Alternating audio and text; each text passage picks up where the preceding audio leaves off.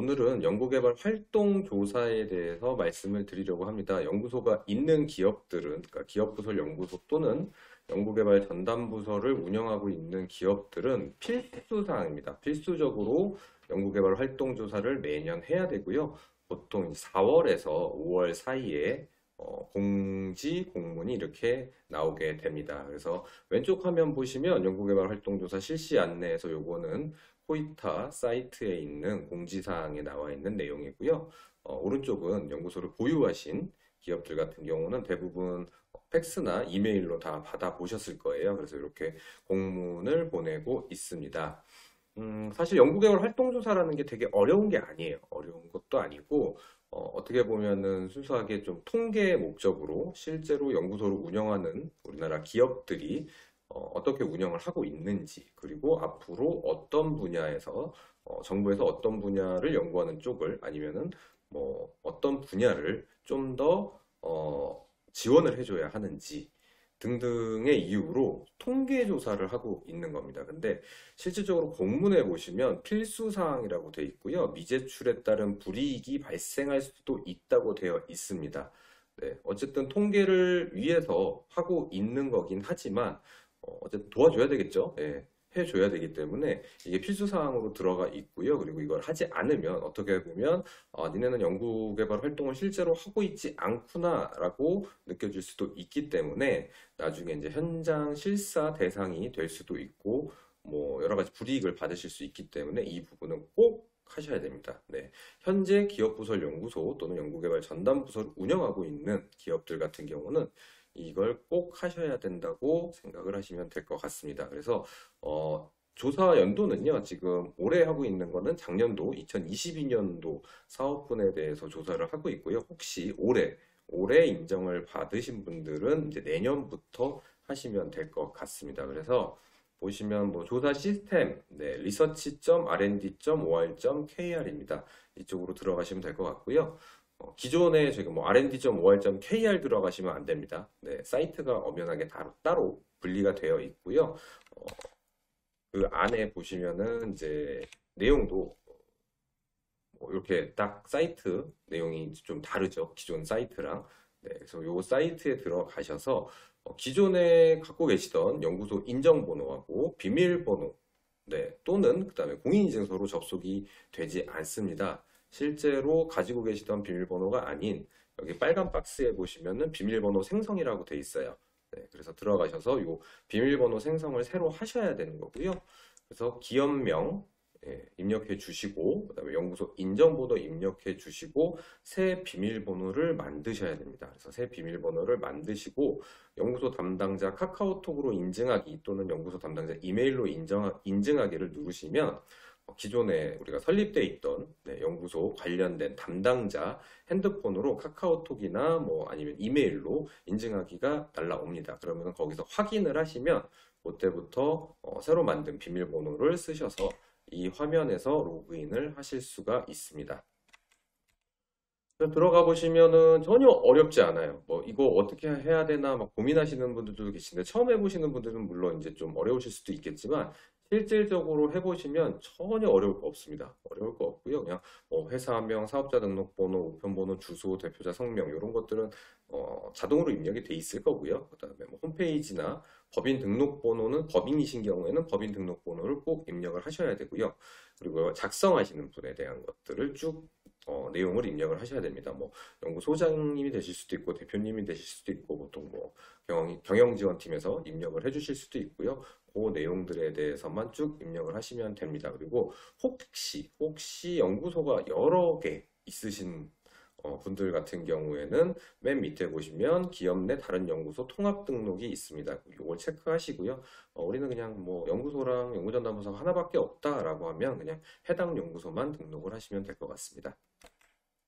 네, 두 번째 화면인데요. 뭐 조직의 형태는 민간기업이냐 정부 투자기관이냐 뭐 재투자기관이냐 이렇게 돼 있고요. 그리고 법정 유형은 뭐 대기업, 중견기업, 중소기업, 벤처기업, 선택하시면 됩니다. 그리고 본인 기업들의 표준산업분류표를 입력을 하시면 되고, 네, 법인 설립 연도, 그리고 2022년 12월 31일 기준 종업원 수, 그리고 작년 기준, 네, 결산도 이제 다 끝났죠. 그래서 자본금, 자산, 매출액을 입력을 하시면 됩니다. 네, 어려운 거 없으시죠? 정말 쉬워요. 여기까지도.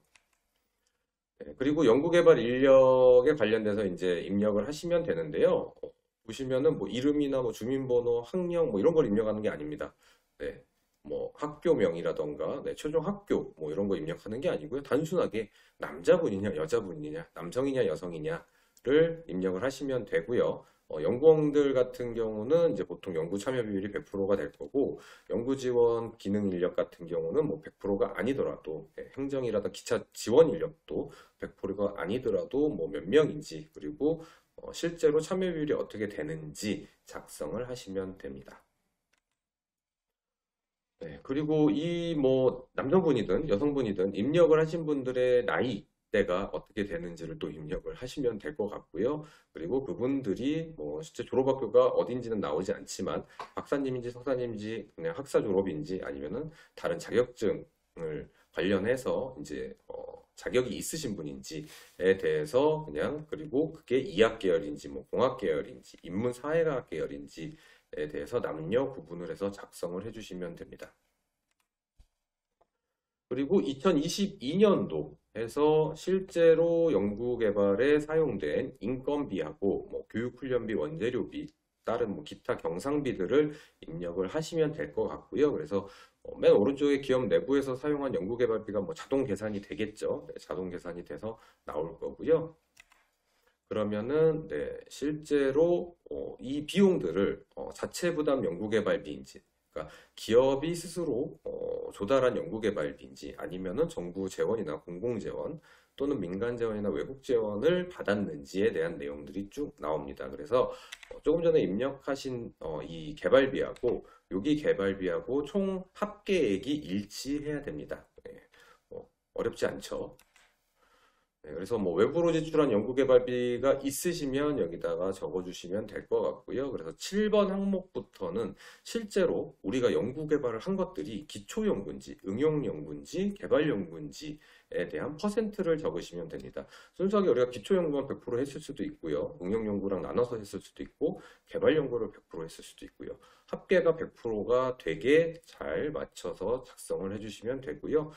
기업 내에서 사용한 연구개발비의 용도별 구성비가 또 나옵니다. 그래서 신제품 개발이냐 아니면 기존 제품 개선이냐, 뭐 똑같죠. 공정개발, 신공정개발이냐 아니면 기존 공정 개선을 한 거냐에 대한 질문에 그냥 100%가 맞게 작성을 해주시면 됩니다. 그래서 실제로 기업 내에서 사용한 연구개발비의 기술 분류별 비중이 있습니다. 그래서 쭉 보시면 뭐 수학, 물리학, 화학부터 쭉 해서 과학기술과 인문사회 분야까지 쭉 있는데요. 본인들이 연구개발 하셨던 부분이 어떤 부분인지에 대해서만 똑같이 100%를 맞춰서 작성을 해주시면 될 것 같고요. 기업 내에서 사용한 연구개발비의 경제, 사회 목적별 구성비도 똑같이 우리가 뭐 산업생산 및 기술 부분의 대부분을 사용을 했다. 그러면 여기다 100%를 써주시면 되고, 우리가 실제 연구개발한 것들이 네, 농업 분야다. 그럼 뭐 여기다 100%를 해주실 수도 있고요. 이게 꼭 한쪽에 100%일 필요는 없고요. 잘 보셔서 종목별로 해서 뭐 50%, 50대 50, 뭐 30, 30, 30, 10, 뭐 이런 식으로 해서 100%를 맞춰주시면 될 것 같습니다. 네, 그리고 기업 내에서 사용한 연구개발비의 6T 연관 비중이 있고요. 여기서 뭐 IT, BT, NT, ST, ET, CT, 기타 이렇게 있는데 여기서도 똑같이 비율을 맞춰서 적어주시면 되고, 6T가 잘 뭔지 모르겠다라고 하시면은 여기 파란색의 도움말, 네, 참조 6을 눌러보시면 아실 수가 있습니다. 그리고 마지막으로 기업 내에서 사용한 연구개발비의 연구 분야별 사용 현황을 또 비율에 맞춰서 적어주시면 됩니다. 네, 그래서 연구개발 활동 조사표 8번에서 연구개발 인력 및 연구개발비의 지역별 구분이라고 되어 있고요. 앞에 작성하셨던 연구원들이라든가 연구보조원들이 지역이 어디신지, 뭐 경기도인지 서울인지 부산인지 이런 부분들에 대해서 작성을 해주시면 되고요. 그리고 오른쪽에도 아까 기관 내부에서 사용 연구개발비 초반에 적으셨던 거 있죠? 그거랑 똑같은 금액을 적어주시면 됩니다. 그리고 마지막으로 연구개발 과제 수행 현황이 나옵니다. 그래서 2020년도에 내가 우리 기업이 연구를 총 몇 건을 했는지를 선택하시고 생성을 누르시면 오른쪽에 이제 뭐 하나다라고 하면 1번, 아니면 뭐 두 개다라고 하면 2번까지 이제 활성화가 될 거고요. 그래서 과제가 이제 자체 과제인지 외부 과제인지를 선택하시고 국가 연구개발 사업 수행 여부도 체크를 하신 다음에 과제명을 적어주시고 연구개발 기간을 적어주시면 될 것 같습니다. 그리고 단독 연구인지 아니면 공동 연구를 하고 있는지에 대한 거를 체크를 해주시면 여기까지 완료가 됩니다. 그래서 마지막에 딱 제출을 하시면은 네, 리포트가 끝난 거고요. 보통 출력도 하실 수가 있고요. 이 리포트에 대한 것도 출력을 해서 보관을 하셔도 되고요. 어쨌든 요 내용들에 대한 것들이 쭉 나오게 됩니다. 그래서 여기까지가 연구개발 활동조사의 끝입니다. 네, 정말 쉬워요. 어려운 거 1도 없어요. 근데 요걸 안 하시면, 네, 요거를 안 하시면 나중에 불이익을 당하실 수가 있기 때문에, 그리고 매년 하는 겁니다. 매년 하는 거기 때문에 올해 대상은 2022년도고요. 그래서 작년 1월에 설립을 연구소 인정을 받으셨던, 아니면 작년 12월 31일에 인정을 받으셨던, 네, 작년에 인정을 받으신 분들은 거기에 맞춰서 올해 작성을 꼭 해주셔야 됩니다.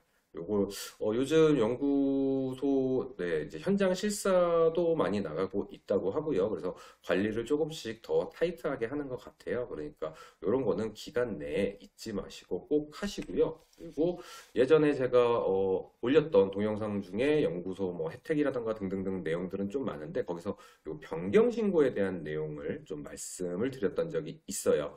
그래서 보시면 변경 신고는 변경 사항이 발생되면 수시로 변경 신고가 가능하며, 변경 사항이 발생한 날로부터 30일 이내에 변경 신고를 하여야 한다고 되어 있습니다. 네. 보통 1년이나 2년 정도 변경 신고를 안 하게 되면은 네, 조사 대상이 되실 수도 있고요.